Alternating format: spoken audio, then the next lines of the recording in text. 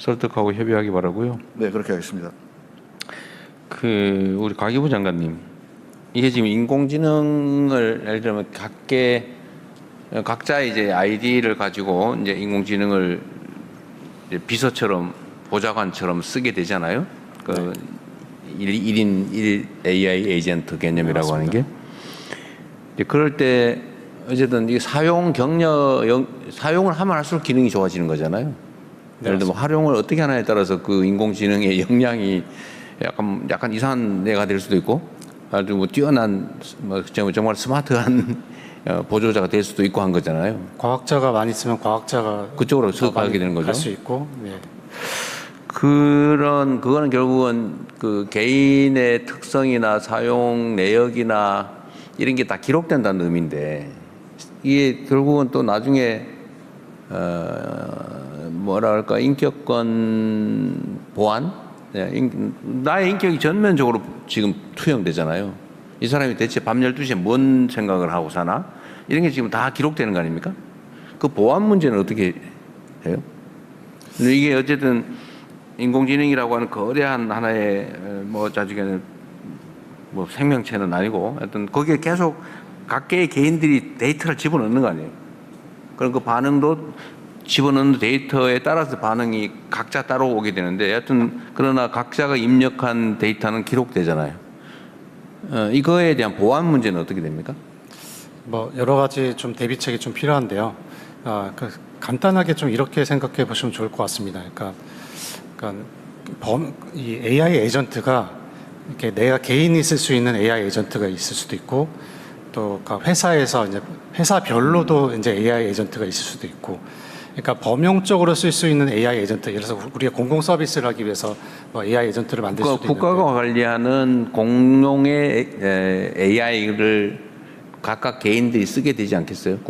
우리가 말하는 모두의 AI는. 근데 그러나 뭐 회사 전용, 예를 들면 뭐 보안 전용, 기술 개발 전용, 이거는 이제 따로 하는 거고, 우리가 생각하는 모든 국민에게 공용으로 좀 지급하게 될 AI 에이전트는 하여튼 국가가 하나의 AI로 관리하게 될 가능성이 많지 않습니까?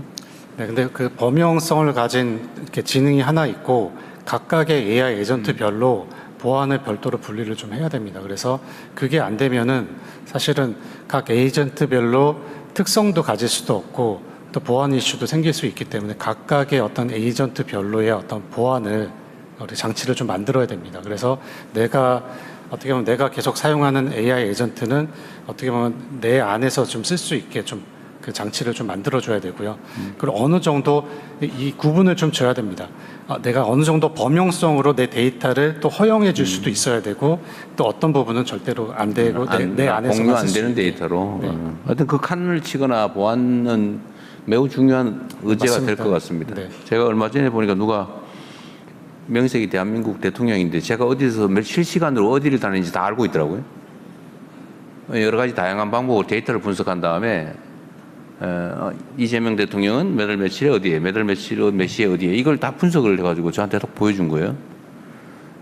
그건 물론 이제 개인별 정보가 삭제된 데이터들이 어딘가에 모였는데 그걸 이제 복합적으로 분석을 한 거죠.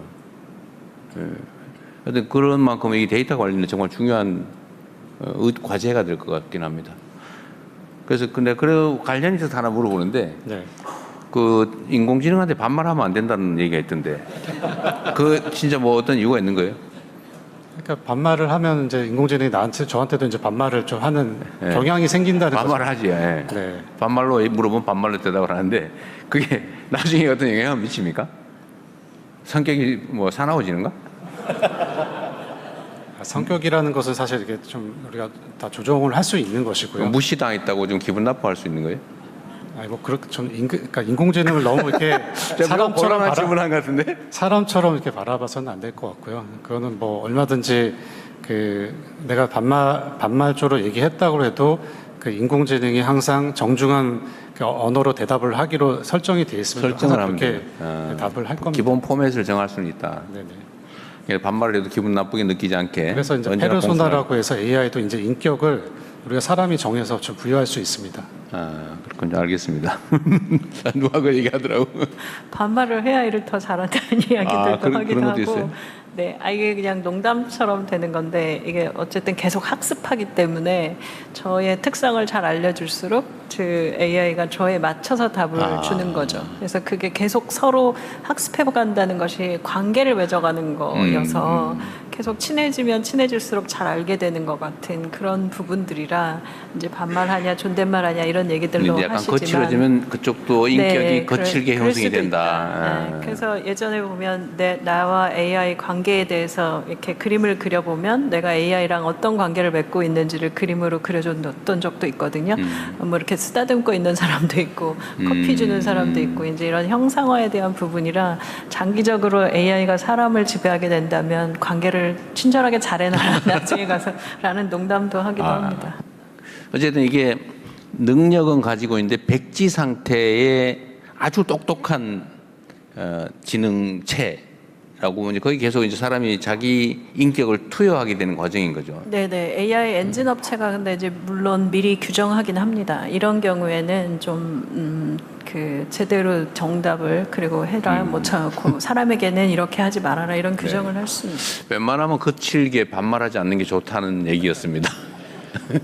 네, 아까 대통령 말씀하시기 전에 그 발언을 신청한 분이 있습니다. 행안부 장관님 하시고 그다음에 외교부 장관님 하시면